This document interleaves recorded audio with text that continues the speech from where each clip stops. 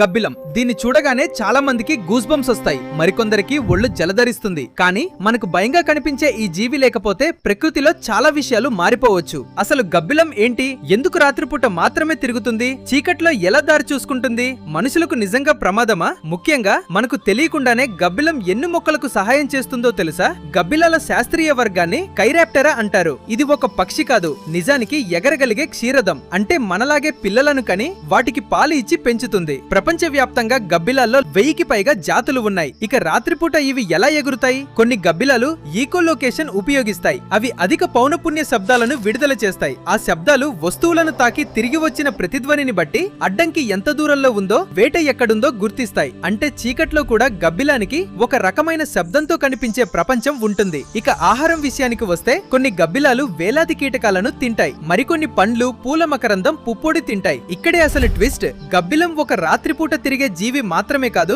ప్రకృతికి ఎగిరే తోటమాలి కూడా. పూల నుంచి మకరందం తాగేటప్పుడు దాని శరీరానికి అంటుకున్న పుప్పొడి మరో పువ్వుకు చేరుతుంది. దీనినే పరాగ సంపర్కం అంటాం. గబ్బిలాల పరాగ సంపర్కం డూరియన్, అగావే, క్యాక్టస్, మామిడి వంటి మొక్కలతో కూడా సంబంధం కలిగి ఉంది. భారతదేశంలో బాంబాక్, సీబా, మర్రి బూరుగ జాతికి చెందిన చెట్టుపూలకు గబ్బిలాలు పరాగ సంపర్కం చేయటాన్ని పరిశోధనలు నమోదు చేశాయి. మరికొన్ని గబ్బిలాలు పండ్లను తిని విత్తనాలను మరో ప్రాంతానికి తీసుకెళ్లి అక్కడ పడేస్తాయి. అంటే ఒక గబ్బిలం ఎగురుతూ అడవిని కొత్త ప్రదేశాల్లో పెరగటానికి కూడా సహాయం చేస్తుంది. ఇంకో ఆసక్తికరమైన విషయం గబ్బిలాల విసర్జన్. గువానో, నత్రజని, ఫాస్ఫరస్, పొటాషియం వంటి పోషకాలతో సమృద్ధిగా ఉంటుంది. అందుకే అది సహజ ఎరువుగా కూడా ఉపయోగపడుతుంది. మరి మనుషులకు ప్రమాదమా? సాధారణంగా గబ్బిలాలు మనుషులపై దాడి చేయటానికి రావు. కానీ అవి అడవి జంతువులు కాబట్టి చేతులతో పట్టుకోవడం, తుకోవడం, తాకడం మాత్రం చేయకూడదు. గబ్బిలం కాటు లేదా గీరు తగిలితే వెంటనే వైద్య సహాయం తీసుకోవాలి. అందుకే చీకట్లో కనిపించే ఈ జీవి భయంకరంగా కనిపించొచ్చు, కానీ అదే గబ్బిలం కీటకాలను నియంత్రిస్తుంది, పూలకు పరాగ సంపర్కం చేస్తుంది,